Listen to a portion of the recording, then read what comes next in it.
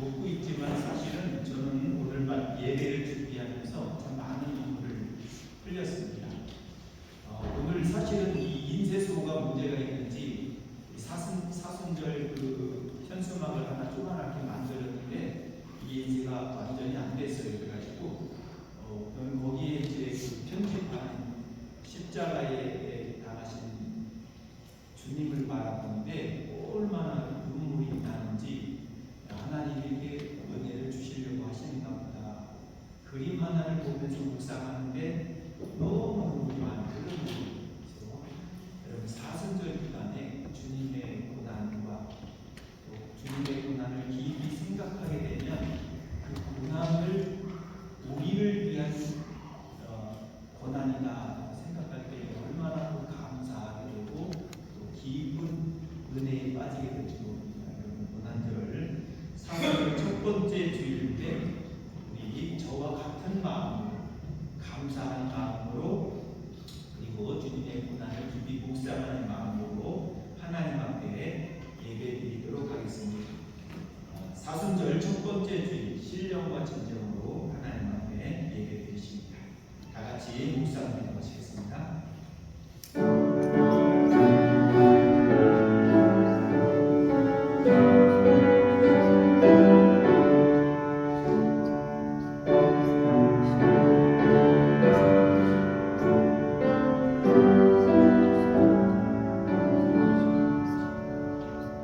여호와의 산에 오를 자가 누구며 그의 거룩한 곳에 설 자가 누구인가?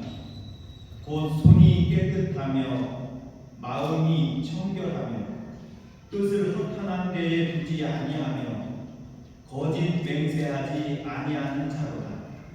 그는 여호와께 복을 받고 구원의 하나님께 의를 얻으리니 이는 여호와를 찾는 족속이요 야곱의 하나님의 얼굴을 구하는 자로다. 아멘. 예수 그리스도의 순환을 묵상하며 경건하게 부활절을 준비하는 사순절을 맞이하여 살아계신 하나님께 영광과 찬송과 존귀를 올려드립니다. 아멘. 사순절 동안 예배할 때에 저희에게 큰 자비와 은혜를 베풀어 주시고 예수님의 구속의 은혜를 체험할 수 있게 하시고 십자가에서 흘리신 주님의 보혈이 우리의 피 속에도 흐르게 하여 주옵소서. 예수님께서 우리를 위하여 걸어가신 고난의 발자취를 따라가게 하옵소서. 그리하여 오직 십자가의 은혜로 구원받는 신비와 승리를 확신하게 하여 주시고 십자가에서 물과 피를 다 쏟아주심으로 인류의 죄를 속량하신 그리스도의 사랑을 깊이 체험하는 그런 계절이 되게 해 주옵소서. 예수님의 이름으로 간절히 기원하옵나이다. 아멘. 다 같이 일어나셔서 68장 보시겠습니다.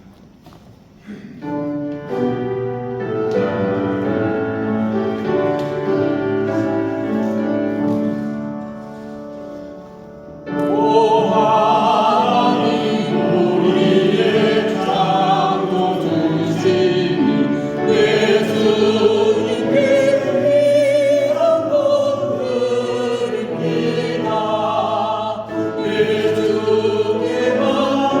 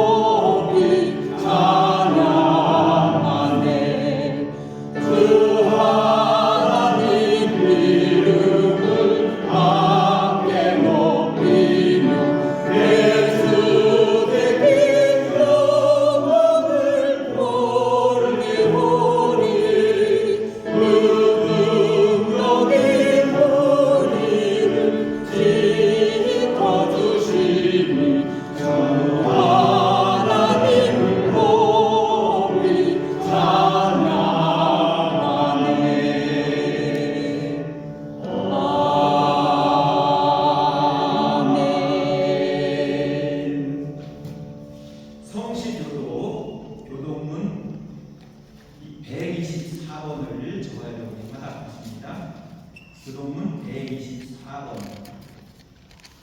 내 하나님이여 내 하나님이여 어찌 나를 버리셨나이까. 어찌 나를 멀리하여 돕지 아니하시오며 내 쉬는 소리를 듣지 아니하시나이까. 내 하나님이여 내가 낮에도 부르짖고 밤에도 잠잠하지 아니하오나 응답하지 아니하시나이다. 이스라엘의 찬송 중에 계시는 주여 주는 거룩하십니다. 우리 조상들이 주께 의뢰하였으므로 그들을 건지셨나이다.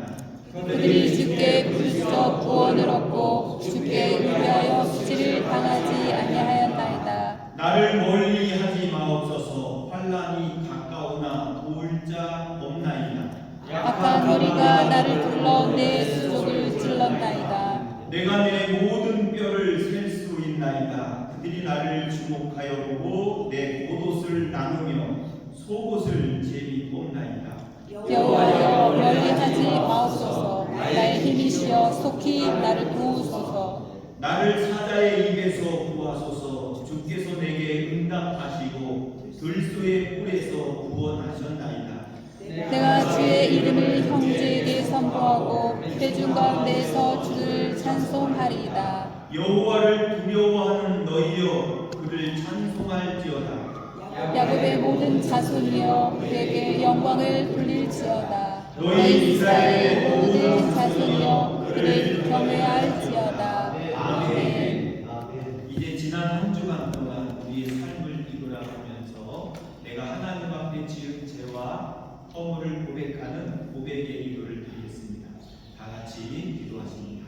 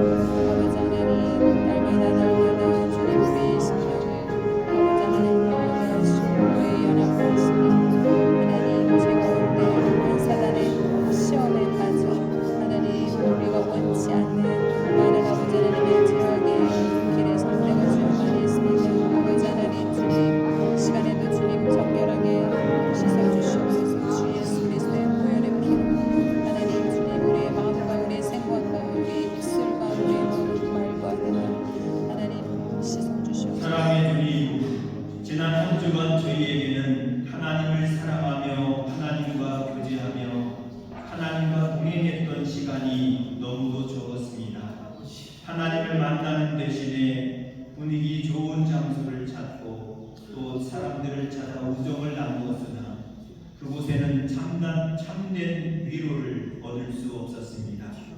때로는 형제 자매와 가족 간의 우애를 나누며 웃음꽃을 피워도 보았지만 참된 만족을 얻을 수는 없었습니다. 주님과 함께하지 않았던 모든 시간과 모든 삶에는 허무하고 무의미했습니다. 하나님 없이도 행복할 수 있다고 착각하여 주님을 떠나 세상에서 많은 시간을 낭비한 후에 저희들은 어리석음을 깨닫습니다. 하나님의 사랑을 외면한 채로 살았던 지난날의 모든 순간들을 하나님 용서해 주시고 이 눈물이 다음 주일에 똑같은 반복이 되지 않도록 저희 마음과 생각을 예수님의 마음으로 또 예수님의 뜻으로 채워 주시옵소서. 우리의 죄를 끝까지 세상 끝날까지 함께 하시며 용서하시는 예수님의 이름으로 이 고백의 기도를 드립니다. 아멘. 다시 우리를 불쌍히 여기셔서 우리를 죄악을 발로 밟으시고 우리의 모든 죄를 깊은 바다에 던지시리이다. 아멘. 감사합니다. 자리에 앉으셔서 찬송가 395장 하나님께 찬양드리십니다.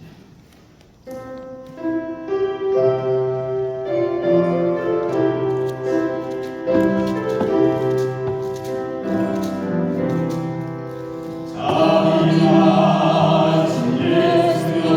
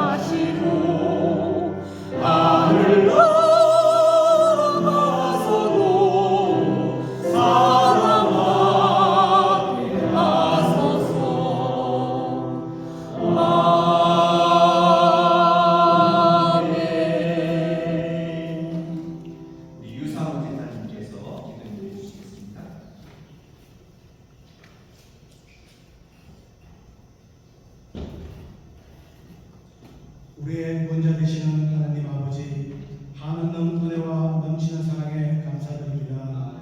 또한 지난 한 주간 동안도 동행하여 주시고 지켜주심에 감사드립니다. 3월의 둘째 주일 하나님을 예배하기 위해 법창 가슴으로 나온 우리들의 예배를 받으시고 하늘의 신령한 은혜와 말씀으로 가득 채워 주시옵소서. 우리의 지난 날들을 뒤돌아볼 때에 주님께서 친히 돌보아주시지 않은 것이 하나도 없음을 깨닫지 못하고 우리가 모든 것을 이룰 줄 또한 이뤄가는 줄 알고 살아온 모든 삶을 회개합니다. 우리의 연약함과 악함으로 주님을 온전히 따르지 못했음을 고백하오니 주님 우리를 불쌍히 여기시고 긍휼히 여기셔서 주님의 은혜로 우리의 죄를 용서하여 주시길 간구드립니다. 주님께만 소망을 두고 주님께만 시선을 두고 굳건한 믿음을 다시금 회복시켜 주시길 간구드립니다. 우리 주님의 교회를 위해 기도드립니다. 예수님의 생애와 고난 그리고 십자가를 묵상하는 사순절 첫 번째 주일 예배를 드립니다. 주님의 교회표처럼 주님을 주님으로 주의 말씀을 주님의 말씀으로 고백하는 교회, 환난과 근심을 이겨내고 은혜의 보좌로 나아가는 교회, 복음과 사랑으로 충만하고 영원 은혜 앞장서는 건강하고 행복한 교회로 든든히 서나가게 하시길 간구드립니다. 또한 복음 전도의 열정으로 가득 차 우리나라와 과테말라 지역사회에 구원의 방주가 되어 날마다 구원받는 역사가 끊어지지 않게 하여 주시옵소서. 우리 주님의 교회를 축복하시사 이 시대 참된 빛의 도구로 삼아 주시길 간구드립니다. 우리 주님의 교회 성도님들 서로가 마음을 합하고 힘을 합하여 오직 주님만을 찬양하며 날로 영적 부흥이 일어나는 교회 되게 하시옵소서. 아버지께서 주신 말씀에 순종하며 주님을 사랑하며 아버지를 온전히 의지하며 살아가는 저희 모든 성도들이 되게 하여 주시기를 간구드립니다. 성령님 지혜들에게 마여 주셔서 모든 악한 영들 다 떠나가게 하시옵고 어둠도 물러가게 하시며 육체의 지도 또한 다 떠나가게 하시기를 간절히 간구드립니다. 저희 성도들의 삶이 늘 하나님을 영화롭게 하며 사람들에게 존귀하게 하는 거룩한 삶이 되게 하시옵소서. 주님의 교회 다음 세대를 위해 기도드립니다. 적은 인원으로 모여 들어지는 주일학교 또한 은혜 베풀어 주셔서 성경적 가치관과 기독교적인 세계관으로 세상을 변화시키는 말씀 세대, 예수님 세대, 교회 세대로 든든히 세워나갈 수 있도록 지도하시는 목사님이나 배워나가는 어린 세대들을 위해 은혜를 다하여 주시길 간구드립니다. 우리 조국 대한민국을 위해 기도드립니다. 지역과 세계관 갈라진 마음을 주님 어루만져 주시옵고 정치하는 모든 위정자들이 통합과 화합 새로운 시대를 열어가도록 지혜와 명철로 인도하여 주시옵소서. 어려운 문제들과 어지러운 사회를 하루빨리 안정될 수 있도록 은혜 베풀어 주시기를 간구드립니다. 주님 이 시간 우크라이나와 러시아의 전쟁으로 수많은 이들이 고통받고 신앙하고 있습니다. 주님 친히 간섭하심으로 하루속히 전쟁이 멈추게 하시고 평화를 허락하여 주시옵소서. 어려움을 겪고 있는 우크라이나와 그의 속한 교회를 불쌍히 여겨주시기를 간구드립니다. 주님의 교회 영적인 리더로 양철호 목사님을 세워주시에 감사드립니다. 말씀 들고 단에 서신 양철호 목사님에게 영령의 능력을 더하여 주셔서 대언하시는 말씀 한마디 한마디가 능력의 말씀이 되게 하시고 말씀을 통해 우리의 영혼이 새롭게 되고 하나님의 높으심을 존경하게 하시옵소서. 듣는 모든 성도들에게 성령의 감동을 가득하셔서 은혜로운 시간 되게 하시옵고 큰 영적 깨달음과 기쁨을 넘치게 하여 주시옵소서. 언제나 동행하시며 찬양받기에 합당하신 주님, 아버지를 향한 우리의 마음이 기도가 되고 찬양이 되고 기쁨이 되게 하시기를 간구드립니다. 찬양으로 동사하는 찬양대원들의 찬양을 기뻐받아 주시옵고 찬양대원들의 찬양이 늘 기쁨으로 넘치게 하시옵소서. 동사하는 손길과 알게모르게 속하는 손길 또한 기억하여 주시옵소서. 감사드리며 이 말씀 우리 주님 예수 그리스도 이름으로 기도드렸습니다.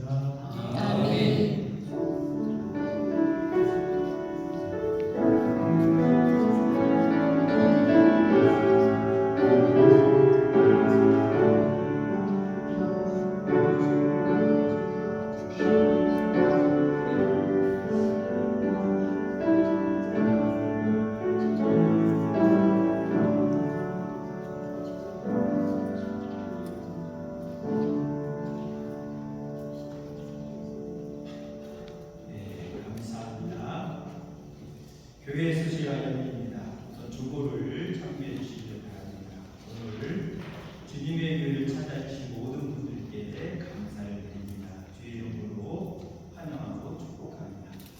특별히 여러분 얼굴을 끄셔가지고 저 뒤에 저 모시는 청년 한번 보세요. 네. 자, 일어나셔야 됩니다.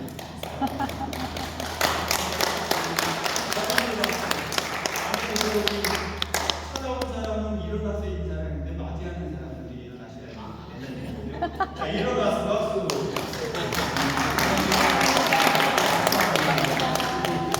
지난주에 나왔는데 제가 생각을 미처 못했습니다. 우리 이 청년이 나오셔가지고 이 여러분 임직직 때 드럼을 이렇게 쳐주셨습니다. 제가 오늘 첫 해부터 이 드럼이 들고 있는 것을 늘 마음 아파했는데 드럼이 제 주인을 찾은 것 같아서 참 얼마나 기쁘고 행복한가 그렇습니다. 그것보다도 지난주에는 봉사로 이렇게 오셨지만 오늘은 자원하여 이렇게 우리 교회에 처음으로 오셨습니다. 처음으로 오셨는데 명단이 안 나왔어요. 청년에 감사드리고 제가 이따가 기도하도록 그렇게 하겠습니다. 여러분 잘 섬겨주시고 또 지난주에 오셔서 수고해 주시는데 너무 감사드리고 주의 이름으로 환영합니다. 우리 청년을 통해서 더 놀라운 축복과 은혜의 역사가 이어나가게 될 줄로 믿습니다. 감사드리고요. 오늘 사순절 첫 번째 주일입니다. 우리를 위한 주님의 고난을 기억하고 깊이 묵상하고 감사와 구원의 첩경을 삼으시는 그런 시간이 될 수 있기를 바랍니다. 다음 주 16일 남선교회 주일에는 남선교회 헌신 예배를 드립니다. 마음을 다하는 기도와 주의 하나님을 기쁘시게 하고 진정한 헌신 예배가 되도록 준비해 주시기를 바랍니다. 주중에 예배 위원을 저희에게 통보해 주시기를 부탁드립니다. 지난주 2일 우리 임직 받으신 분들 한번 일어나 보실까요? 인증을 이렇게 받으셨습니다. 축하하고 축복합니다.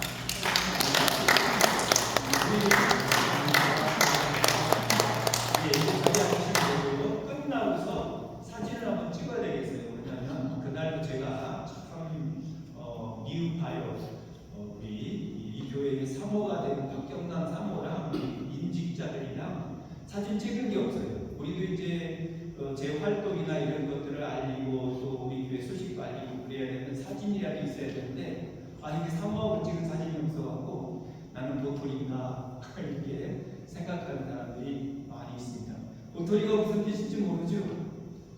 저 중국말로 도토리는 조선족 말로다가 도토리는 혼자 사는 호랩이라는 의미입니다. 네, 사모 사진을 찍어야 되니까 꼭 참석해 주시기를 바랍니다. 그렇게 하고 맡은 자에게 구할 것은 충성이니라 말씀하셨습니다. 하나님 앞에 항술직으로 세움을 받고 그 직분에 맞는 그런 삶으로 하나님 앞에 영광 돌릴 수 있기를 부탁드립니다. 예배 후에 사랑 목장 김병직 장로님 하시는 사랑 목장 예배 모임이 있습니다. 믿음 목장 죄송합니다. 믿음 목장 김병직 장로님 예배 모임이 있습니다. 기억해 주시고 참여해 주시길 바랍니다. 그리고 교육부에서 주관하는 전교인 성경 일독하기를 반드시 참석하시고 늘 주일마다 한번 체크를 하시는 게 좋을 것 같아요. 교육부 자체적으로 아니면 한 달에 한 번씩이라도 이렇게 체크를 해주시는 게 하는 것과 안 하는 것은 좀 다를 것 같습니다. 그래서 참여해 주시고 성실하게 하나님 말씀을 가까이 할 수 있는 삶이 될 수 있기를 축복하고 축원드립니다. 중보기도 늘 기도해 주시기 부탁드리고 우리 관리부의 광고인데요. 교회 물품이 이렇게 이제 없어진다는 겁니다. 마음에는 원치 않는데 우리 교회 음식을 갖고 가서 그릇을 갖고 오지 않는다든가 원치는 않는데 그렇게 원치 않는 일들이 벌어지는 때가 있을 수 있습니다. 그래서 혹시 확인하시고 내가 교회 물품을 빌려 쓴 것인가 또 가져갈 곳이 있는가 이런 것이 있으면 파악해서 꼭 돌려주시기를 부탁드립니다. 제가 오는 첫 해만 해도 교회의 그 번호가 이렇게 삼겹살 먹는 교회 번호가 한 서너 개가 있었던 것 같은데 없어요. 그렇다고 제가 살림살이 목사하고 다 돌아다니면서 이거 다 일일이 점검할 수 있는 일은 아니에요. 예를 들면 그런 것들이 이제 슬금슬금 없어지게 되는데 관리부 혼자서 장로님 혼자서 관리할 수가 없어요. 성도들이 서로 관리자가 돼서 교회를 섬길 수 있어야 되겠다. 이런 말씀도 아울러 드립니다. 기억해 주시고 오늘 예배 후에 사진 찍고 식사하고 어린이 예배 드리도록 그렇게 하겠습니다. 혹시 제가 빠뜨린 거 하고 있나요? 자, 오늘 우리에게 주신 하나님의 말씀 함께 드립니다. 누가복음 4장 1절에서 13절 말씀입니다. 누가복음 4장 1절에서 13절 말씀입니다. 저와 여러분이 교독을 하시도록 하겠습니다.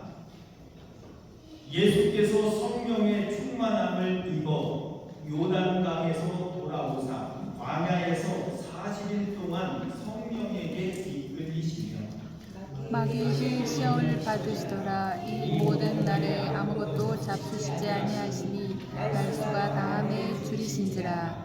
마귀가 이르되 내가 만일 하나님의 아들이거든 이 돌들에게 명하여 떡이 되게 하라.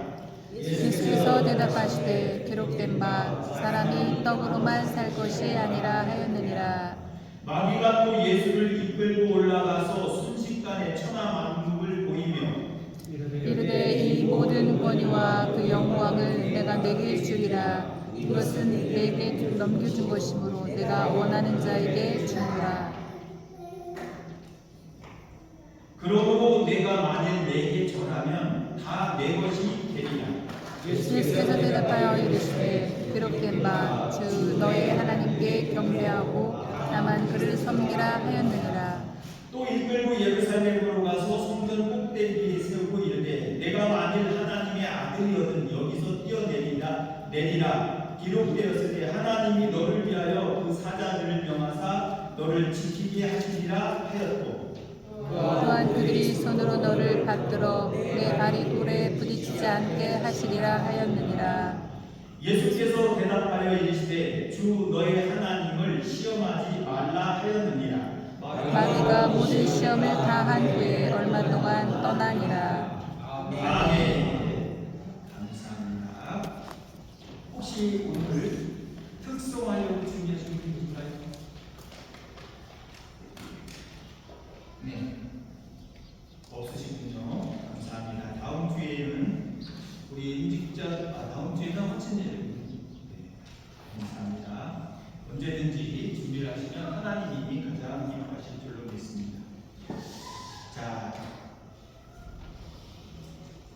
오늘 말씀 제목은 하나님의 살아계신 하나님의 말씀으로 이기는 삶.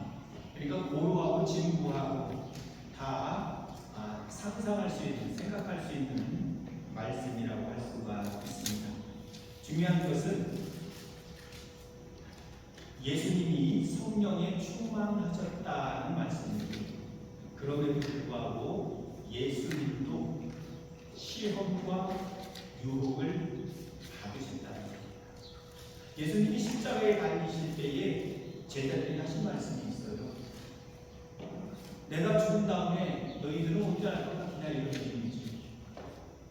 너희들의 스승인 나도 이렇게 무차별하게 잡아다가 십자가에 매달려 죽이는 세상인데 나를 따르던 너희 같은 것들이야 훨씬 더 많은 고난을 받을 것이다 라는 의미에서 예수님이 말씀하셨죠. 나를 우리의 대장 되신 예수님도 가차없이 십자가에 매달려 죽게 하는 그런 사도계인들과 바리새인들이 예수님도 그렇게 해버리는데 그 제자들이야 그 쫄개들이야 오직 더 멸시받고 천대받고 또 핍박하지 않겠습니까? 이런 의미에서 예수님이 너희들도 많은 환난과 시험을 받게 될 것이다 것이다 라는 것을 미리 말씀해 주셨습니다. 그 시험을 당하더라도 믿음을 잃지 않기 위해서. 마찬가지입니다. 우리의 대장 되신 예수님께서도 성령이 충만한 상태에서 시험과 유혹을 받으셨는데, 그리고 고난을 받으셨는데, 예수님을 따라가는 우리들에게야 오직 하느님이라 하는 말씀입니다. 권세가 있고 능력이 있고 성령이 충만한 예수님에게 마귀가 다가와서 예수님에게도 도발을 하는, 유혹하고 시험하는 그런 마귀가 예수님을 따르는 제자들에게 오직 하느님이라 하는 거죠. 이것도 중요한 문제입니다. 우리 그리스도인들이 성령이 충만하다고 해서 시험을, 유혹을 받지 않는 것이 아닙니다. 유혹과 시험은 오히려 예수님을 따르는 우리들에게 더 많은 유혹과 시험이 닥쳐오게 됩니다. 아예 유혹이다, 시험이다 라고 생각을 하지 않는 세상 사람들에게는 그게 자기들의 삶이니까 상관이 없지만, 우리는 세상과 구별되었기 때문에 세상 사람들이 다 하더라도 우리에게는 하지 말아야 됩니다. 즉 세상 사람들이 다 하는 그것이 우리에게는 시험이 되고 유혹이 됩니다. 세상 사람들이 다 하더라도 우리는 하지 말아야 할 일들이 너무너무 많이 있습니다. 근데 세상 사람들 따라가면 안 되는 거죠. 아이고, 독순이 엄마도 하고 갑순이 엄마도 하고 길동이 엄마도 다 하는데 나는 왜 내가 못할 수가 있겠는가? 세상 따르는 것이지. 우리는 그러한 세상에서 그리스도인들은 더 많은 시험과 환난과 유혹을 받게 된다는 것을 먼저 분명하게 알아야 됩니다. 그렇지 않으면 내가 왜 이 시험을 당하고 내가 왜 이 환난을 당하는지를 깨닫지를 못하게 됩니다. 답변을 못하게 됩니다. 그것을 이기지 못하니까 거기에서 시험에 걸려져요. 하나님, 내가 하나님의 동산하고 충성도 다하고 욥처럼 말이죠. 욥이 아침 저녁으로 늘 하나님을 예배하고 자식들 하나 이루면서 번제를 드리고 지극정성으로 하나님을 섬겼고, 그런데 그 자식들이 다 죽었네요. 성령이 충만한 우리들에게도 또 어떤 사람들은 목사님에게는 마귀가 접근을 못하는 것으로 생각을 해요. 그거는 저기 세상 얘기입니다. 세상에 있잖아요. 전쟁이들이 점을 칠 때 저 목사가 가면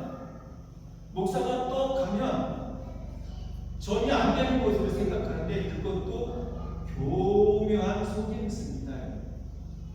안 되긴 무슨 안 돼. 되지. 근데 그 점쟁이 입장에서는 어떻게 생각할까요? 싫은 거야. 그리고 알아보는 거예요. 목사니까 내가 목사라고 밝혔어? 그런데 점쟁이가 점을 치다 보니까 이 귀신이 역사를 알아보니까 여기에 목사가 하나 있네? 어떤 목사가? 점쟁이 귀신이 알아보는 목사면 진짜 오리지널 목사였지. 귀신이 싫은 거예요. 귀신이 하는 일이 안 되는 건 당연하지. 가라고 하는 거예요. 사람들이 그것만 알아.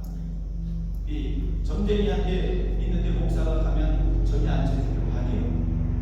점도 잘 치기도 하고 그래요. 근데 중요한 것은 그렇게 말함으로써 목사는 신이 될 수 있다는 것이 아니에요. 성령이 충만한 예수님에게도 마귀가 유혹하고 시험하듯이. 근데 중요한 건 뭡니까? 마귀가 예수님을 하나님의 아들인지 이미 알고 있다는 겁니다. 점쟁이가 이 목사를 알아본 것처럼 말이죠. 그래서 이런 교묘한 뉘앙스로 사람들이 속는 겁니다. 그렇게만 생각해서는 안 된다는 거죠. 목사가 있으니까 점쟁이. 목사는 시험을 안 나오는 줄 생각하는 사람들이 있다는 말씀입니다. 목사도 시험을 받고 유혹도 받아요. 이걸 기본적으로 우리는 알아야 됩니다. 성령이 충만하신 예수님께도 마귀는 가까이. 아이고 이 성경에 무슨 귀신 나오니까 그렇게 그럴 수가 있어. 전만의 말씀입니다. 네. 이 안에 우리 마음속에 여러분 마음속에 마귀를 내리고 들어오면 이 안에 마귀가 있는 것이지. 우리 마음은 어디가 돼야 됩니까? 우리의 마음은 거룩한 성소, 지성소라고 표현할 수가 있다고 했잖아요. 우리 마음속에 성령님이 거하시는 우리 마음속에 마귀가 들어가면 하나님의 성전에 마귀가 들어가 있는 거랑 똑같은 이치죠. 중요한 것은 성령이 충만함을 입으신 예수님께도 사단이 가까이 다가와서 속삭이고 시험하고 유혹한다 하니 예수님의 제자들이 우리들 같은 사람들에게는 그냥 별난만을 할 수도 있겠구나 라는 경각심을 가져야 된다는 것이 오늘 말씀의 첫 번째 교훈입니다. 예수님에게 유혹이 나타났습니다. 어떤 유혹입니까? 첫 번째로는 우리가 다 알듯이 돌을 떡으로 만들어 먹는 것, 그리고 또 성전 꼭대기에서 떨어져서 하나님의 아들임을 네가 증명해라 그런 것이고요. 그 다음에 또 뭡니까? 예. 아니 두 번째가 제가 잘 어쩐지 두 번째가 뭐냐면 네가 나한테 절하면은 세상의 만국을 권위와 영광을 너에게 주겠다라는 거예요. 사단이 네가 나한테 절을 해라 내가 다 이 세상을 너에게 줄게라는 것이고요. 그 다음에 세 번째가 성전 꼭대기에서 떨어뜨리면 사람들이 천사가 너를 지켜줄 것이고 사람들이 너를 우러러보지 않겠는가 하는 이야기죠. 처음에 아름답게 하나님이 보시기에 정말 아름답게 심이 좋았더라 하는 말씀처럼 지어졌던 아담과 하와에게도 시험과 유혹이 닥쳐왔습니다. 어떤 유혹입니까? 하와가 선악을 알게 하는 나무를 보니까 첫째로 먹음직하고 보암직하고 지혜롭게 할 만큼 탐스러웠다. 먹음직스러웠어요. 진짜 한 모금만 마시면 속까지 아주 후련해질 것 같은 먹음직스럽고 또 보기에도 좋아. 막 번쩍번쩍하는 게 진짜 이런 거는 없는 것 같아. 보기에도 참 좋아. 그 다음에 이걸 먹고 나면 요거는 못 먹어봤지 나만 먹어보고 이렇게 자랑하는 그런 것이 되는 겁니다. 지혜롭게 할 만큼 탐스럽게 보였다는 유혹입니다. 요것을 요한 1서에서는 이렇게 이제 증거를 하고 있습니다. 요한 1서 2장 16절에 세상에 있는 모든 것이 육신의 정욕과 안목의 정욕과 이생의 자랑이니 다 아버지께로 온 것이 아니요 세상으로부터 온 것이다. 하나님이 주시는 것이 아니라 세상에서 오는 시험과 유혹이라는 거예요. 그러니까 여러분들이 당하는 시험과 유혹은 이 세 가지 안에 다 들어있습니다. 첫 번째 것은 육신의 정욕입니다. 먹음직스러움. 근데 이 먹음직스러운 게 배부른 사람을 사냥을 하지 않는다는 말이 있습니다. 그러니까 배불리 먹고 사는 사람들, 이런 사람들은 욕이 없을 것 같으죠? 아니, 끊임없이 더 육신의 욕구를 채우려고 하는 거예요. 육신의 욕구는 뭡니까? 육신의 욕구, 식욕, 먹는 거, 또 수면욕, 자야 되는 거, 그 다음에 또 또 뭐 있습니까? 성욕, 뭐 이런 것들이 있습니다. 어쨌든 이런 것들이 육신을 출범합니다. 이런 것들을 끊임없이 탐하게 된다는 것이죠. 가져도 또 가지고 싶고 먹어도 또 먹고 싶고 먹어도 만족함이 없고 그래서 끊임없이 또 이 맛을 찾아서 미각을 만족시키기 위해서 사는 삶, 육신의 정욕입니다. 안목의 정욕은 뭡니까? 어거스틴이 안목의 정욕에 대해서 이야기를 하고 있습니다. 안목의 정욕은 눈을 통해 들어오는 사물에 대한 욕망으로 본다.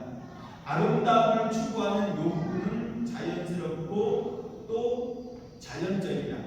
그러나 아름다움이 쾌락의 목적이 되고 영혼의 주인이 되고 호기심의 발로가 될 때 죄악이 된다. 예수님이 받은 첫 번째 시험은 육신의 정욕이라는 거 누가 봐도 다 아는 겁니다. 더군다나 40일 동안 굶주렸기 때문에 어떤 면에서 보면 예수님은 자기 자신을 합리화시킬 수도 있어요. 말씀이 없었다면 자기 자신을 합리화시킬 수도 있습니다. 우리 예수님의 제자들이 육신의 유혹을 받을 때, 육신의 정욕에 대한 유혹을 받을 때에 말씀이 있어야 물리칠 수가 있다는 말씀입니다. 예수님은 이미 말씀을 가지고 있었어요. 무슨 말씀이냐면 사람이 떡으로만 살 것이 아니고 하나님의 말씀으로 살 것이다 라는 것을 이야기합니다. 사람이 진짜 사는 것은 말씀입니다. 그래서 하나님의 말씀을 생명의 말씀이라고 하고 구원의 말씀이라고 하고 구원의 메시지라고 합니다. 그리고 예수님은 말씀으로 계셨습니다. 말씀이 육신이 된 우리 가운데 오신 분입니다. 살아계신 하나님의 말씀으로 계셨다가 말씀이 살아있는 말씀이 육신이 돼서 우리 가운데 오신 것이죠. 이것은 생명의 말씀입니다. 예수님은 생명의 말씀이에요. 그래서 진리라고 합니다. 진리 되신 예수님께서 말씀으로 계셨던 예수님께서 이 땅에 오신 것이죠.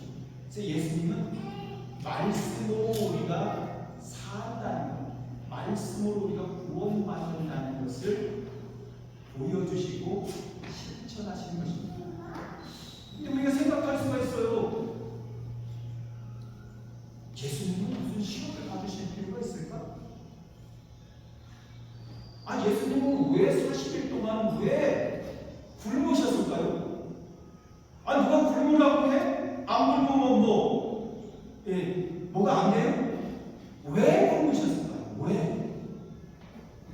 그 필요도 없는 걸 왜 40일 동안이나 예수님 한번 따져보세요. 여러분들 괜히 부인이나 남편이 또는 자식들이 40일 동안 나가보고 따질 건 아니겠습니까? 왜? 왜 밥을 안 먹고 죽으려고 작정했어? 왜? 네가 밥을 40일 동안 안 먹으면 내가 용돈을 안 주니 학교에 못 가게 하니 왜? 예수님은 왜 40일 동안 생각해 보셨습니까? 예수님은 왜 40일 동안 굶주리셨습니까? 예수님이 40일 동안 안 굶주렸으면 그 40일 동안이 왜 40일이냐 하면은 가장 인간이 고통을 느끼는 기간입니다. 생명이 도저히 살 수 없는 그런 기간이죠. 그런 상황에서 이 유혹과 시험을 이겨내는 것을 우리들에게 어떻게 가르칠 수 있을까요? 예수님이 인간이 되어 우리에게 오시지 않았다면 한마디로 어리석고 무지한 이 인간들을 어떻게 가르칠 수가 있었을까요? 그런 의미죠. 예수님께서 세례를 받으신 것도 맞아요. 예수님은 세례가 필요 없으신 분이에요. 죄가 없으신 분이시기 때문에. 그러니까 예수님의 비전은 예수님께서 보여주시는 것은 예수님이 우리에게 보여주시고 행동하는 것은 우리를 위한 것이다 라는 것을 아셔야 됩니다. 예수님께서 40일 동안 굶주리신 것은 사순절이잖아요. 우리를 위한 것이라는 것을 먼저 알아야 됩니다. 육신의 정욕을 물리칠 수 있는 유일한 길이요 진리요 생명이 되는 것, 그거 가르쳐 주십니다. 이 땅에 오시지 않아도 될 분이신데 오신 것은, 오셔서 그냥 잘 먹고 대접받고 가셔도 될 것 같은데 40일 동안 굶주신 것도 어리석고 무지한 우리를 깨치시기 위한 주님의 고난이다. 왜 사순절 첫 번째 시간에 예수님이 40일 동안 굶주셨던 얘기를 첫 번째 설교로 할까요? 사순절 첫 번째 주일에 주님께서 40일 동안 굶주신 것, 마귀들에게 볼걸 못 볼 걸 시험당하시고 유혹당하신 것, 이런 모든 고난과 고통의 순간, 멸시와 천대의 순간들이 바로 우리를 위한 것이다 라는 것을 우리가 알아야 합니다. 우리를 구원하시기 위해서 지금 쉽게 얘기해서 40일 동안을 굶주시고 우리를 시험과 유혹에서 정욕의 육신을 물리치고 내가 너희를 구원하는 것처럼 너희도 내가 그렇게 해서 기회를 부여하고 생명을 부여하고 구원의 길을 열어준 이 은혜를 저버리지 말라. 정욕의 육신에 빠지는 것, 또 육신의 정욕에 빠지는 것, 그 유혹에 넘어지는 것, 이건 주님의 이 고난을 더 욕되게 하고 주님을 두 번 십자가에 못 박는 죄악된 일이다, 배은망덕한 일이다 라는 것을 우리가 깨달을 수 있어야 한다는 말씀입니다. 예수님도 유혹을 받으셨고 40일 동안 굶주셨고 그리고 우리에게 보란듯이 보라, 세상에서는 너희가 시험과 환난과 유혹을 당하겠지만 보라, 담대하라, 내가 세상을 이겼다. 우리도 주님의 사랑과 은혜를 생각하면서 주님이 말씀하시는 방법, 주님이 이기신 방법은 말씀입니다. 여러분, 사람이 먹지 못하면 어떻게 살아? 그런데 우리 그리스도인들은 세상 사람들처럼 말해서는 안 되는 거예요. 우리 이렇게 얘기해요. 보살님, 사람이 먹고 말씀은 뭐 양식, 밥을 잘 먹어야지만 잘 사는 줄 알아? 사람이 진정 사는 것, 네가 진정 사는 것은 하나님의 말씀으로 산다는 것을 알아요.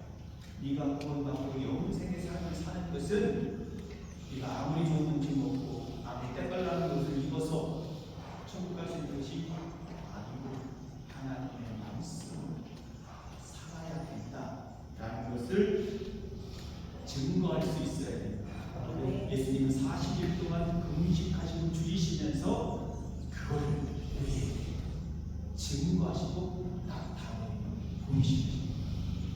사순절 기간 동안의 그 은혜를 더 깊이 하루하루, 사순절은 40일을 말합니다. 그래서 1수나면 10이고 2수나면 20이고 6수나면 60입니다. 육순잔치 하면 60세가 된 잔치라는 생일잔치라는 의미가 있죠. 사순절 40일 동안 하루하루 40일 동안 우리를 위해서 굶주리시고 그 시험과 육신의 정욕을 물리치시고 우리에게 생명의 길, 구원의 길, 삶의 길을 열어주시는 주님의 은혜를 더 깊이 묵상하는 하루하루가 되어줘야 될 줄로 믿습니다. C.S. 루이스라고 하는 사람이 스크루 테이프의 편지라는 책에서 이런 이야기를 했습니다. 일어나지 않는 미래의 일에 매달리게 하여 사단은 일어나지 않는 미래의 일에 매달리게 하여 두려움을 심고 지금 이 순간에 집중하지 못하게 한다. 그리고 두 번째로 본질적이지 않은 것들에게 집중하게 하고 교회 안에 분파에 매달려 서로에게 증오심을 갖게 한다. 세 번째로 따분한 일로 시간을 낭비하게 하고 정작 해야 할 일이나 좋아하는 일은 하나도 못한 채 인생의 대부분을 보내고 지옥에 도착하게 만든다. 사단이 하는 일이 그렇다는 겁니다. 일어나지 않는 미래의 일들에 대해서 두려움을 심고 근심과 걱정을 심어서 결국은 그 두려움과 근심과 걱정 때문에 지금 해야 할 일을 집중하지 못하게 한다는, 이게 사단의 전략이라는 겁니다. 그리고 본질적이지 않은 것, 아무것도 아닌데 본질적이지 않은 것. 제가 언젠가도 말씀드렸던 것 같은데, 그 교회 장로님이 아침에 딱 양복을 딱 빼입고 자기 부인, 그다음에 떡두꺼비 같은 자식들 쫙 데리고서는 교회를 딱 가는 거예요. 대문 밖을 딱 나섰는데, 그때는 이제 그 고속도로 아스팔트가 잘 깔리지 않을 때라서 그 양복 구두 쫙딱 손잡고 딱 나오는 이유지 개가 파닥 걸리고서 왕왕 개가 짖는 바람에 이 폭격해서 피가 나는 바람에 흙탕물에 고인 흙탕물에 푹 빠져서 쫙 때깔나는 양복하고 구두서 흙탕물에 다 피었단 말이죠. 거기에서 이제 파닥 지나가지고 이놈의 개 양복으로 제가 얘기하면 이제 사실인데 욕이 될 것 같아요. 이런 거 하면서 이 개 하면서 이렇게 하면서 푸덕푸덕거리면서는 기분이 한마디로 상해서, 기분이 상해서 에이! 하면서 집에 다시 돌아가가지고 먼저 가! 그래서 집에 다시 돌아가가지고 했는데 바닥지가 나가서 그 개집 주인하고 싸우다가 예배를 생성하지 못했다. 본질적이지 않는 것 때문에 투격, 대교, 아무것도 아닌 것 가지고 작은 것 가지고 싸우느라고 정말 뭡니까? 하나님 앞에 또 뭡니까? 이 성실하지, 신실하지 못한 그런 결과를 가져오게 된다. 예배드리는 것이 더 중요하죠. 그래서 그 아울러 말씀을 드린 것 같은데, 사울 왕과 다윗 왕의 차이, 똑같이 지어졌는데 사실은 따지고 보면 오늘날에 다윗이 지은 죄가 훨씬 더 크게 느껴집니다. 다윗이 지은 죄가 훨씬 더 크게 느껴집니다. 사울은 적군에게 쳐들어가가지고 적군에게 쳐들어가고 다 진멸해버리라는 건 진멸하지 않았죠. 좋은 걸 남겨놨어요. 그 다음에 사울 왕이 왕위에서 왕권에서 멀어지게 되고 하나님의 영이 떠나나가게 돼요. 또 두 가지인데, 하나는 그 아가왕과 그 세력들을 다 쳐부수고 하나도 남김없이 진멸, 어린아이까지 죽여버리려고 했는데 불순종한 겁니다. 좋은 것들 남겨놓은 거예요. 그러면서 명분은 뭡니까? 하나님께 제사 드리는 거예요. 내가 아니고 백성들이 이렇게 핑계를 대요.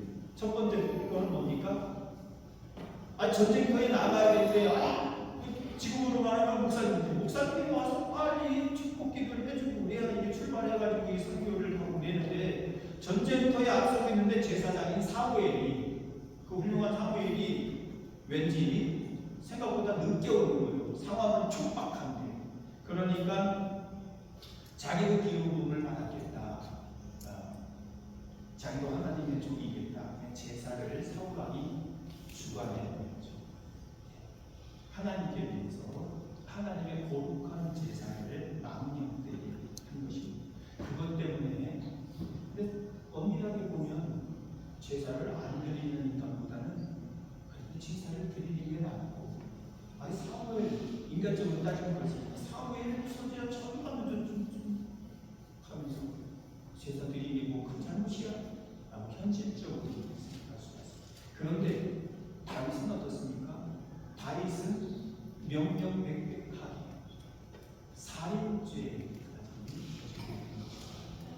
살인죄와 좀 뭐 소가지나 뭐 염소새끼나 뭐 좀 좋은 거 남긴 것과 비교가 됩니까? 그 다음에 또 간음죄까지 그렇게 지었게 되는 것이죠. 그러니까 죄로 치면 누가 더 현실적으로 볼 때 다윗의 죄가 훨씬 더 세상적으로 문제가 될 수 있는 큰 죄라고 할 수가 있는데, 왜 사울은 하나님께 버림받고 하나님이 여기 떠났으니까 버림받은 것으로 봐야 되죠. 다윗은 그럼에도 불구하고 그렇게 계속 왕권 그리고 다윗의 후손 중에서 영원한 왕이 되시는 또 영원한 제사장이 되시는 예수님이 이렇게 이어지게 되었을까요? 그 차이가 뭡니까? 하나님 앞에 다윗은 정직하게 나와서 회개하는 것입니다. 하나님 앞에 회개하시는 과정입니다. 오늘 우리도 이와 같은 믿음과 신앙을 가질 수가 있어야 된다는 말씀입니다. 그리스도인들에게 본질적이지 않은 것 때문에 매여서 다윗은 더 큰 죄를 졌지만 하나님 앞에 그 죄를 툭툭툭 털어버리고 나갔지만 사울은 그 죄에 매달렸어. 변명하고 지지고 하느라고 하나님 앞에 나아가지를 못했던 겁니다. 여러분 죄를 짓더라도 그것이 얼마나 큰 죄를 짓더라도 중요한 것은 툭툭거리고 아니 양복이 좀 더러워졌으면 어때? 구두가 좀 더러워졌으면 어때? 중요한 본질적인 것은 내가 하나님 앞에 신실하게 예배를 드리는 것이죠. 상황이야 어땠든지 간에. 그런데 이 사울 왕은 거기에 매여서 변명하고 어쩌고 저쩌고 자기 입장만 자기 체면만 내세우다 보니까 하나님 앞에 버림받았고 다윗은 있는 모습 그대로 하나님만 바라보고 나아가는 겁니다. 이것이 중요합니다. 이것이 중요합니다. 혹시 여러분 자식들과 문제가 있거나 또는 부부간의 문제가 있을 때 싸우고서 팽하게 가지고서 예배 안 드리고 기도 안 하고 찬양 안 하고 누구 손해입니까? 그래도 화해하고 나올 수 있어야 됩니다. 나올 수 있어요. 그리고 내가 화해하자고 했는데 화해를 안 받아주네. 계속해서 그럼 어떻게 해야 돼요? 화해하고 나오라 했으니까 뭐 화해를 안 했으니까 가봤자 별 소용 없네 하고서 안 나가게 되면 어떻게 될까요? 어리석다. 나아가서 하나님하고 엎드려서 싸우긴 대판 싸웠는데 화해하고 나서 화해하고 오려고 했더니 화해를 안 해줍니다. 알아주질 않아요. 그래서 하나님 앞에 애통하는 마음으로 나왔습니다. 이렇게 나오는 거죠. 이게 진정한 믿음을 가진 사람입니다. 오늘 우리 그리스도인들에게는 세상에서 오는 많은 시험과 유혹들이 있는데 본질적이지 않는 것들에 빠져서 거기에 집착하느라고 정말 믿음을 잃고 신앙을 잃어서는 안 되는 겁니다. 사실 이 육신이 연약했을 때에 어떤 사람은 이 돌을 떡으로 만들어 먹는 것, 명분이나 위신이나 체면이 뭐 중요해. 지금 내가 사는 것이 우선이지라고 생각하고 얼마든지 명분을 만들어서 떡을 만들어 먹을 수 있었을 겁니다. 그런데 그러한 순간에 그것을 유혹으로 생각하고 그것을 시험으로 생각하고 신실한 믿음의 중심을 지키는 것 그리고 말씀을 따르는 것 이것이 중요하다는 것이죠. 어쨌든 어떤 명분이 있든지 간에 예수님께서 이 세 가지 시험 중에 육신의 적용, 안목의 적용, 이생의 자랑 이 세 가지 중에 하나라도 빠졌다고 한다면 그것은 곧 하나님의 말씀을 따르는 것이 아니고 마귀의 말을 따르는 거라는 이야기가 되는 겁니다. 결국은 넘어집니다.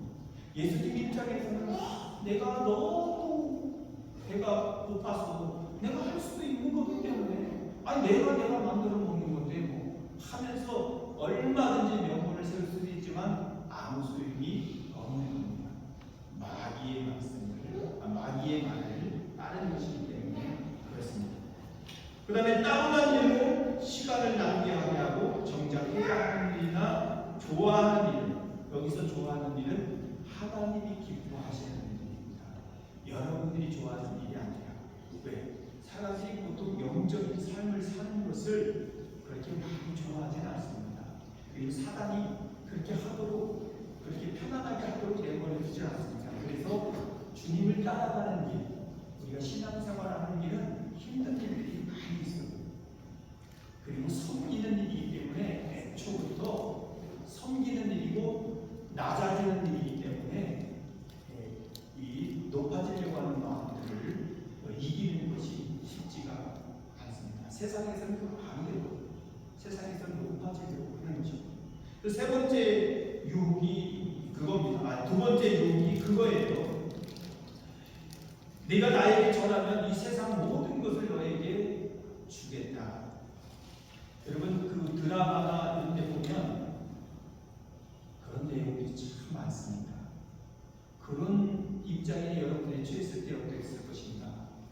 예전에 내가 깡패로 이렇게 돈을 뜯어내고 이렇게 깡패로다가 살아왔던 사람이에요. 일수하는 사람이죠. 돈 빌려주고 잡아 뜯어먹는 사람을 그런 일을 한 사람인데 이제 객과천선해서 내가 이제 손을 싹 씻고 그 조직에서 나오다 보니까 조직의 비밀을 다 알고 있으니까 조직에서는 복수를 할 거다. 어떤 때는 손모가지를 하나 잘라놓고 이제 나오게 되고 또 나왔는데도 끊임없이 이제 유혹을 받게 되는 겁니다. 이 사람이 손을 씻고서는 새 생활을 살려고 도망쳐가지고 저기 가서 시골 같은 데 가가지고 여자 하나 사귀어서 결혼해가지고 자식 낳고 잘 살려고 합니다. 이 조직에서 어떻게 알아가지고 그 시골까지 찾아가가지고 칼을 또 두드리면서 야 여기 한 건이 있는데 이거 한 건만 해줘. 그러면 도덕에 한 건을 선지급해 줄 것이고 그리고 너 이제 자유롭게 풀어줄게. 이런 유혹을 받는 거예요. 여러분 같은데 어떻게 해야 돼요? 요거 한 건만 내가 원치 않게 이렇게 가담해서 사람 하나 죽이는 거, 전문적인 용어로 담근다고 해서 사람 하나 담그는 거 내가 도와주기만 하면 이제 자유를 얻고 내 자녀들도 편안하게 살 수 있다고 하는 유혹을 받게 됩니다. 그랬을 때 여러분들은 어떻게 생각하십니까? 내가 이제까지 반평생을 깡패 노릇하면서 살아왔는데 아직도 자식을 위해서 가족을 위해서 한 번 더 해야지 라고 생각할 수도 있지 않겠습니까? 치명적인 유혹이 될 수가 있는 겁니다. 그럼에도 불구하고 우리 그리스도인들은 하나님의 자녀로서의 정체성을 가지고 그런 유혹들을 물리칠 수 있어야 된다는 것입니다. 예수님이 받으신 시험들은 바로 그런 것들에 대한 시험인 것이죠. 결과적으로 우리도 세상을 이길 수 있는 유일한 길은 주님께서 말씀으로 이 유혹과 시험을 이기신 것처럼 우리도 하나님의 말씀으로 유혹을 물리쳐야 된다는 결론입니다. 그런데 여러분 마음속에 지금 이 자리에서 말씀드리진 않겠지만 하나님의 말씀을 얼마나 많이 묵상하고 있습니까? 손을 들고 누가 한번 이해해보니까 여러분들이 마음에 늘 묵상하고 있는 말씀, 그 말씀이 뭔지 누가 한 분만 자기가 내가 외우고 있는 태초에 하나님의 천지를 창조하십니다. 그거 말씀. 여러분들이 늘 의지하고 다니는 말씀. 올해 여러분들에게 주시는 말씀이 있죠. 그거 2월 말씀이 3월까지 그가 시편 107장 9절 그가 사모하는 영혼에게 만족을 주시며 줄인 영혼에게 좋은 것으로 채워주시리로다. 아멘. 그렇죠. 이런 말씀들이 그가 사모하는 자에게 만족함을 주신다. 이 말이 내가 부족함을 느끼고 배고픔을 느끼고 또 근심과 걱정과 두려움이나 이런 것들이 쌓여 있을 때에 만족을 얻는 길은 하나님께서 내가 사모할 때 주신다는 것이 큰 위로가 되고 그 말씀의 능력이 돼서 내 속에 역사할 수 있다는 것이죠. 그래서 늘 말씀을 묵상하는 삶이 그래서 시험을 이기는 지름길이라는 것입니다. 시험도 마귀가 이렇게 다가왔지만 시험을 시험으로 생각하지 않는 사람들에게는 시험과 유혹이 될 수가 없어요. 깔끔한 한땀이에요. 자, 최영 장군이 뭐라고 했다고요? 최영 장군이 한 말 중에 유명한 말이 하나 있잖아요. 황금을 보기를 돌같이 하라. 황금을 보기를 돌같이 하는 사람에게 황금을 가지고 야, 이 금덩이 이렇게 많이 너에게 줄 테니까 한 번만 맡아줘 라고 해서 그 유혹이 됩니까? 황금을 보기를 돌같이 하는 사람들에게는 황금을 가지고 유혹을 할 수가 없어요. 다시 말하면 우리가 그리스도인으로서 하나님의 자녀로서 그 안에서 만족하고 그 안에서 기뻐하고 그 안에서 모든 것을 누릴 수 있다고 누리고 있는 사람들에게는 마귀의 유혹이 아니라는 겁니다. 자, 마귀가 두 번째 유혹한 것이 뭐예요? 나에게 절을 해라. 세상 다 너에게 줄게. 그 얘기가 무슨 얘기냐면 나는 이미 황금을 돌같이 보기를 하는데 내 앞에 와가지고 황금 이만큼 줄 테니까 그래 팔아먹지 라고 하는 유혹과 마찬가지라는 얘기죠. 예수님은 이미 이 모든 천하 만국이 다 주님 주권하에 있는 것인데 마귀가 내가 줄게 라고 하는 말이 유혹이 되겠습니까? 시험이 되겠습니까? 그런데 이런 믿음이 없는 사람들, 이런 정체성이 없는 사람들에게는 유혹이 되지요. 황금을 돌로 여기지 않고 황금을 세상의 그 무엇보다도 내 양심보다도 내 자식보다도 내 생명보다도 중요한 것으로 여기는 사람들에게는 그 돈 몇 푼 때문에도 사람을 죽이는 겁니다. 그 유혹과 넘어지는 거예요.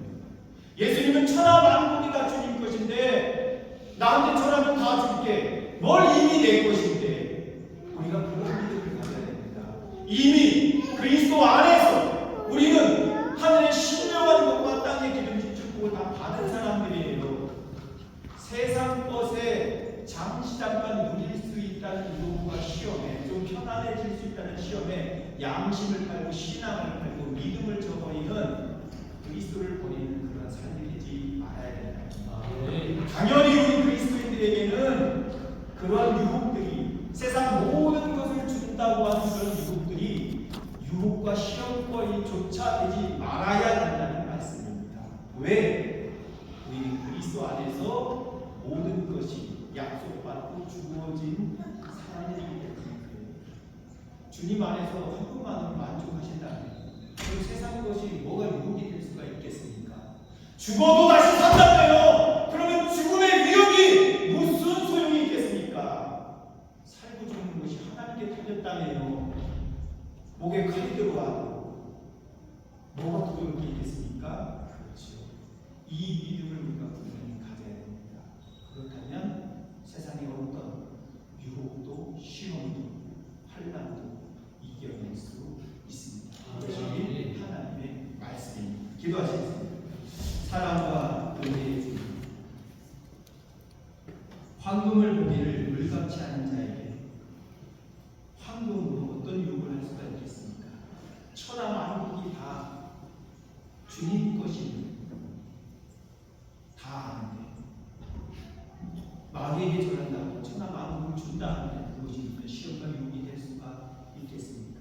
이 진리의 말씀을 깨우쳐 주시니 감사합니다. 우리를 위하여 40일 동안 굶주리시고 헐벗으시고 그리고 그 모든 육신의 정욕과 그리고 안목의 정욕과 이생의 자랑을 다 이겨내신 주님, 오늘 우리도 그리스도 안에서 그와 같은 믿음과 말씀으로 우리에게 다가오는 육신의 정욕, 또 이생의 자랑, 또 안목의 정욕들을 다 물리쳐서 하나님의 자녀로 승리하는 믿음의 삶을 살게 하여 주옵소서.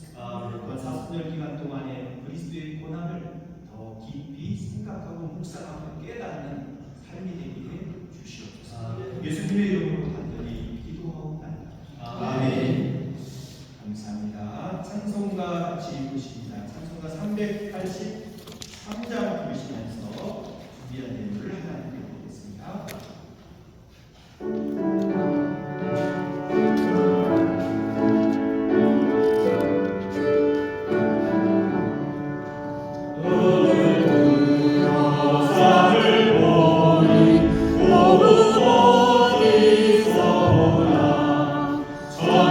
지은 주 하나님 나를 도와주시네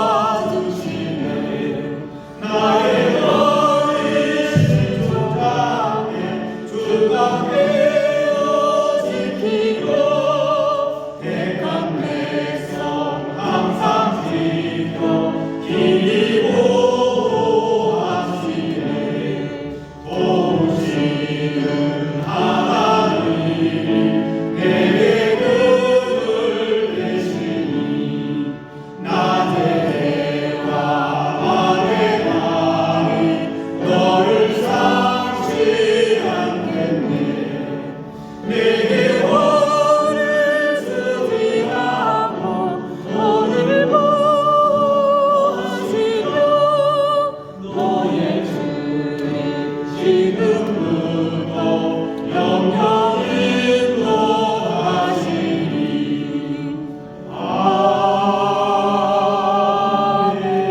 아멘. 주님 감사합니다. 우리 믿음의 정체성, 우리 그리스도의 자녀로서의 정체성을 일깨워 주시고 또한 우리를 위하여 굶주리시며 헐벗으시며 십자가에 달려 죽기까지 고난당하신 주님, 주님의 그 고난을 기억하고 주님의 은혜를 감사하고자 우리가 사순절의 절기를 보내고 있습니다. 사순절 첫 주일 하나님께서 우리를 위하여 40일 동안 굶주시셨습니다. 그리고 우리를 위하여 그 시험과 유혹에서 이기셨습니다. 우리의 신앙의 본이 되신 주님, 오늘 우리도 세상에서 환난을 받아 시험과 유혹을 받지만 주님께서 말씀으로 이기신 것처럼 믿음으로 이기신 것처럼 그 믿음과 거룩하신 하나님의 말씀으로 마귀를 물리치고 그 모든 시험과 유혹을 이기게 하여 주옵소서. 지난 한 주간도 베풀어 주신 은혜 기억하며 감사하며 감사 예를 드리는 분들이 있습니다. 더 많은 감사가 깨달아지고 또 많은 것으로 감사할 수 있는 풍성한 여유와 그리고 믿음으로 충만케 하여 주시옵소서.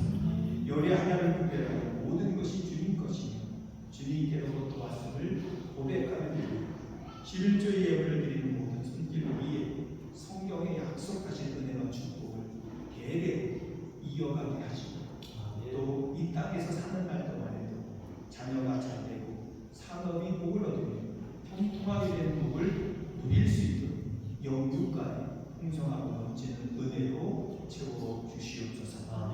또한 선교 예물을 드리며 또 봉사 예물을 드려서 죽어가는 영혼들을 섬기고 구원하는 일, 또 헐벗고 굶주린 영혼들, 가난한 영혼들을 돌보는 일, 섬김의 일을 감당하고자 하는 그 마음과 중심을 하나님께서 기쁘게 받으시고 드려진 예물이 쓰이는 곳곳마다 그 아름다운 마음도 함께 증거되어 하나님의 영광 또 영혼권의 열매를 나타내게 해주시기를 간절히 빌고 원합니다. 더 많은 것으로 선교하고 더 많은 것으로 섬길 수 있는 풍성한 은혜와 은총으로 집집마다 가정가정마다 채워 주시옵소서. 또한 우리의 심령이 메마르지 않도록 하나님의 도시를 합당하게 응답받아 주를 기쁘시게 하는 삶으로 나아갈 수 있도록 인도하여 주시옵소서.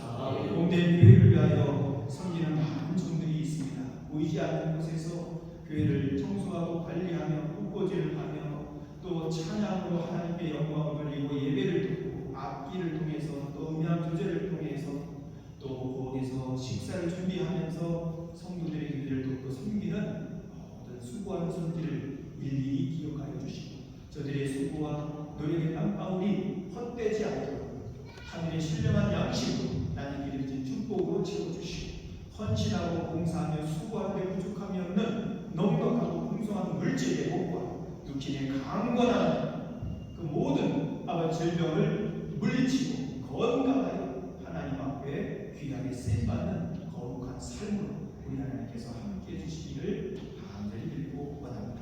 특별히 오늘 하나님 사랑하시는 귀한 아들 또 우리 드럼을 치면서 못된 교회에 보내주신 것을 감사드립니다. 이것이 하나의 씨앗이 되어 30배, 60배, 100배 영혼 결실에 이르도록 하나님께서 나가도 복이 되며 들어와도 복이 되며 또 우리 형제를 통해서 그 가족들이 다 구원을 얻고 하나님 말씀으로 인도받는 삶, 세상에 아버지 하나님의 유혹과 시험에 빠져 사는 삶이 아니라 하나님의 은혜 가운데 살아가는 구원의 반응에서 아버지 하나님 나 함께 믿음 생활로 나갈 수 있도록 인도하여 주시옵소서. 거룩한 생명의 씨앗을 사용하여 주시기를 원합니다. 지난주에 우리 세 분의 아버지 권사님을 세우시고 두 분의 권사님을 세우셨고 또 한 분의 안수 집사님을 세워주셨습니다. 하나님께서 영광 받으시고 하나님 부르심에 합당한 이제 거룩한 아버지 하나님의 기름 부음을 받은 항존직으로 사명을 잘 감당할 수 있도록 하나님의 얼굴이 되어 하나님의 손가락이 되어 이 땅에서 하나님의 기쁨을 하나님의 영광을 드러내는 그런 삶으로 함께하여 주옵소서. 저희로 인하여 더 많은 사람들이 구원을 얻고 하나님의 나라가 확장되어져 나가는 그리스도의 향기가 온 세상에 퍼져나갈 수 있도록 값지게 사용하여 주시옵소서. 우리 조롱희 권사님 아버지 하나님 권사로서의 기간만도 아버지 하나님 10년 동안 헌신하셨고 봉사해 오셨습니다. 또한 26년간 아버지 하나님 한결같은 마음으로 주님을 섬겨 오셨습니다. 아버지 하나님 이제 은퇴를 하고 사역권사로서 남은 인생을 기쁨과 자유함 속에서 우리 하나님 앞에 자원하여 드리는 삶이 되기를 원합니다. 육신의 강건한 은혜를 더해주시고 그 삶에 넉넉하고 풍성한 은혜를 주시며 자녀가 잘되고 복을 얻고 대대로 하나님의 영광을 이루게 되는 그러한 가정으로 하나님께서 함께하여 주시옵소서. 오늘도 귀한 은혜 귀한 사랑 깨닫게 해주시고 또 알게 해주심을 감사하며 예수님의 이름으로 축복하고 기도하옵나이다. 아멘. 감사합니다. 다 같이 일어나시고 찬양 예수님 사랑해 주시지 주시고 또 한번 마치겠습니다.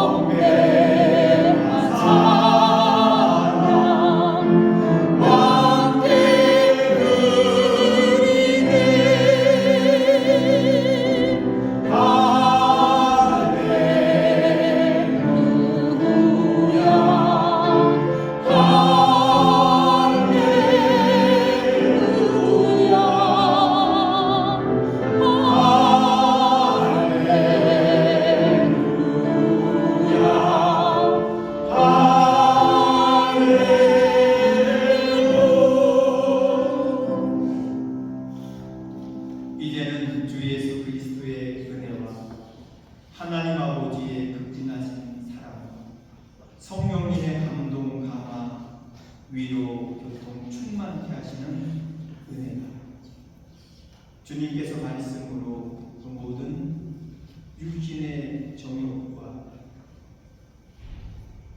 안목의 정욕과 위생의 자랑, 모든 시험과 유혹을 이기신 것처럼 하나님의 말씀으로 세상에서 오는 모든 시험과 환난과 유혹을 이기고자 결단하고 다짐하며 돌아가는 과테말라 주님의 교회 모든 성도들과 저들에게 주신 복된 자녀들과 저들에게 허락하신 그 모든 산업이 이제로부터 영원토록 함께 하시기를 축원하옵나이다. 아멘.